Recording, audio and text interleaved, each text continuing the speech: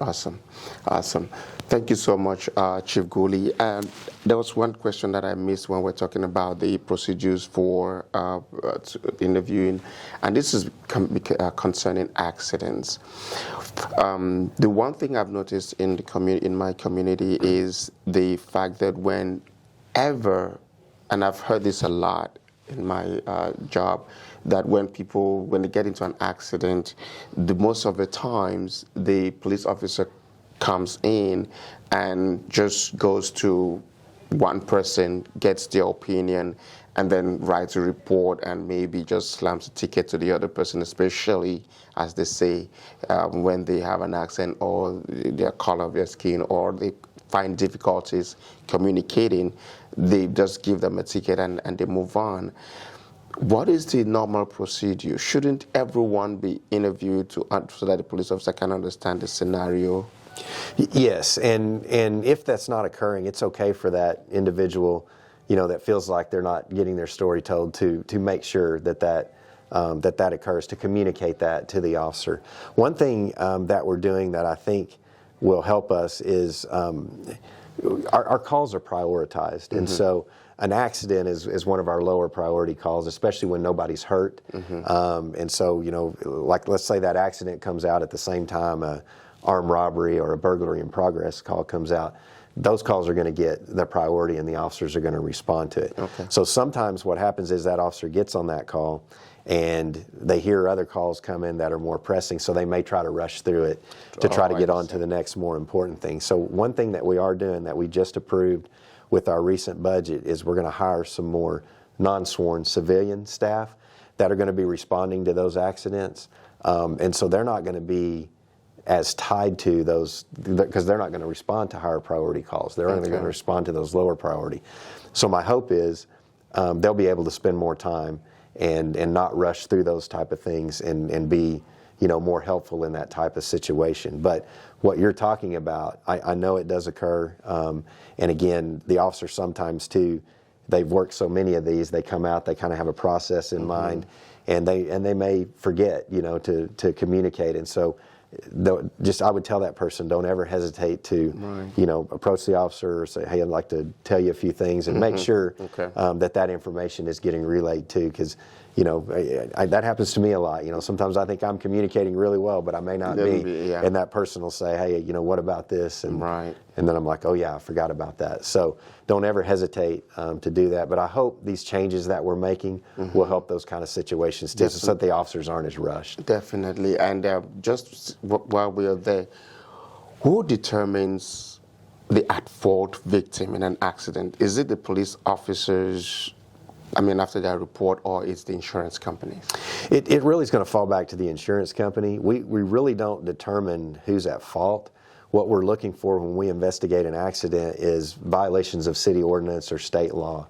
So if someone ran a red light, that's a violation of city ordinance. That's what would lead to a citation. So we're really not looking at, who's at fault, but what caused the accident, what contributed to it.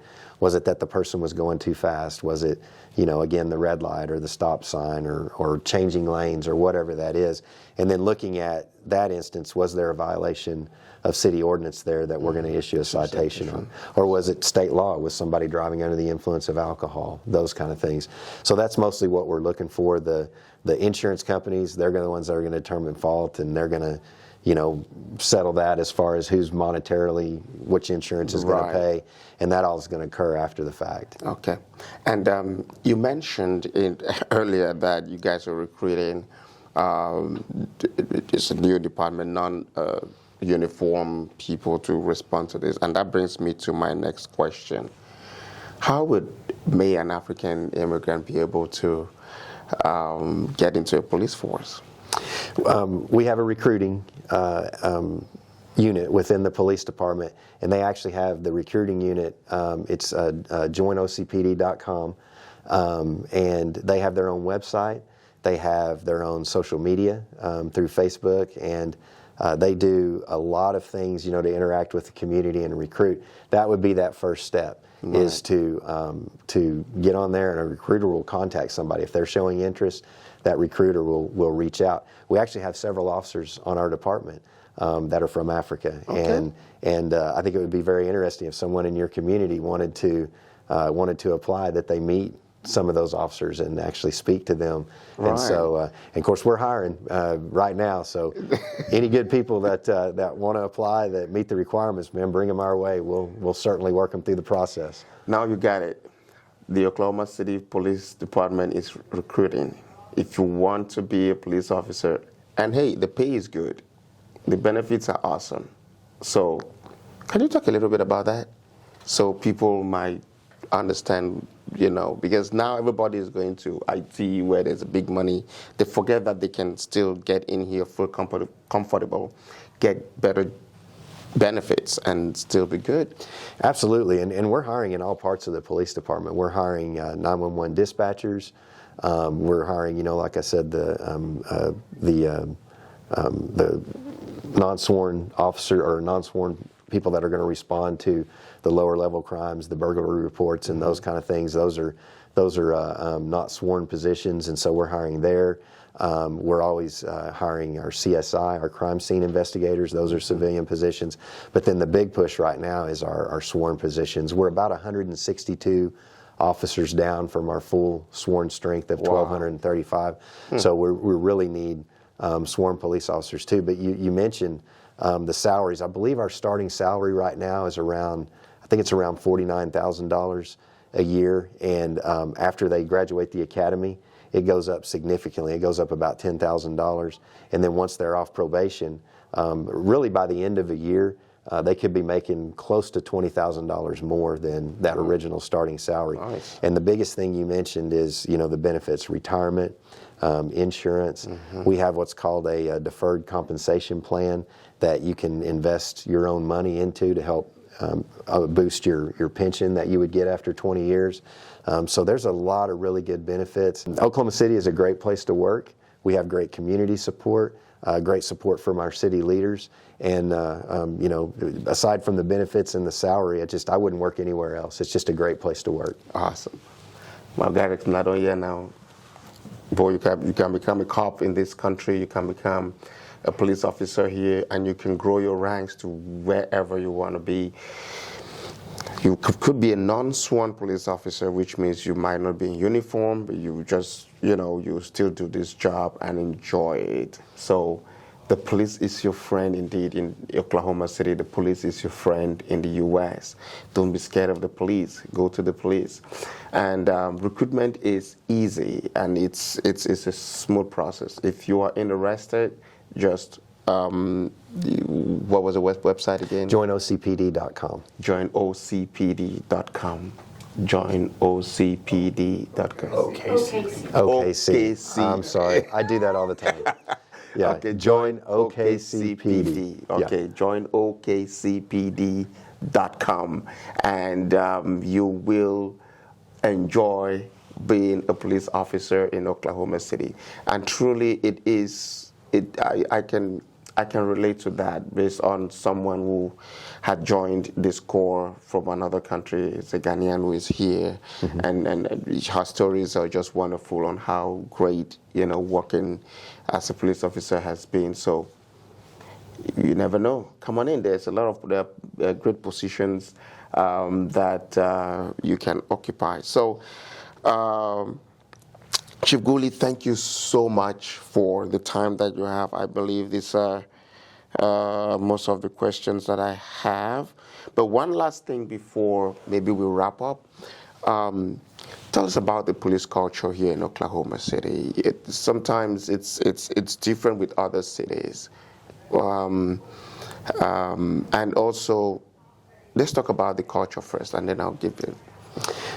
Basically, for us, we want to be more of a part of the community. We want to be seen as a part of the community, as someone that you trust. That if there's a problem in your neighborhood, that you look to us to solve it. And the big thing too, like I said before, even at full strength, we have 1,235 officers.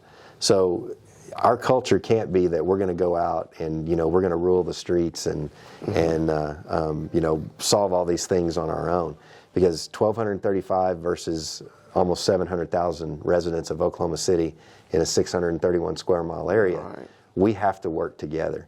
So that is a big part of our culture, is that we work with the community, we work for the community, and we want that we want that put out, to everyone, so that again, you're going to know much more about what's going on in your neighborhood, what problems are there, what crimes are occurring than we are, and so how do we work together to stop those crimes from happening? Right. And we also know that in a city of our size, it's a very small amount of people that are committing the crimes.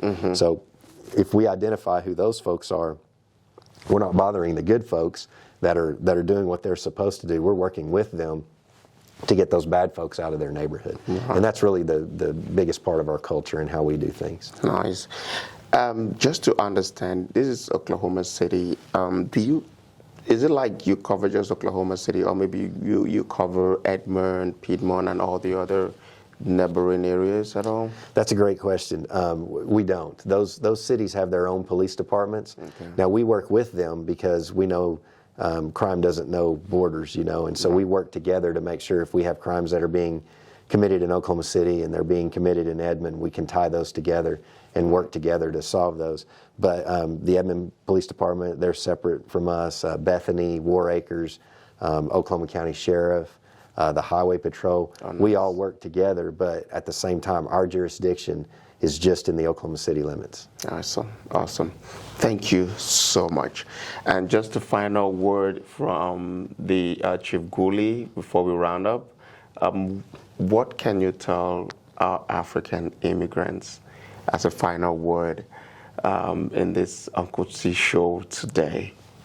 Well, again, just in our conversations, realizing how big of a community it is, I think what I would say is if there are any events or anything that you have, or neighborhood group meetings that you would like an officer to come out and speak with you about the police department and offer information, is please reach out to us and give us an opportunity to do that.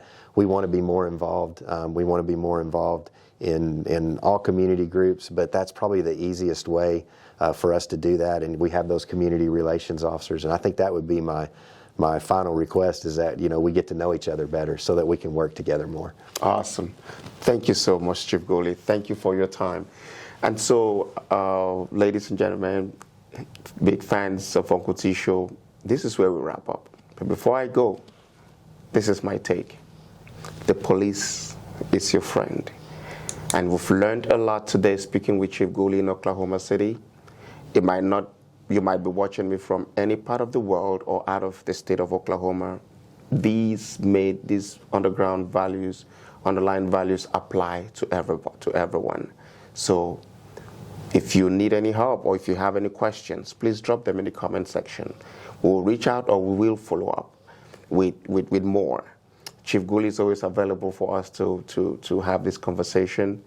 And if your questions that have not been answered during this program, we might have a part 2 set up so we can, exploit more, might answer your questions. So please, please, please like, subscribe, and share these comments. Also click on the notification so that anytime we have a new video posted, you will be the first to be notified. Thank you so much, and remember, stay safe.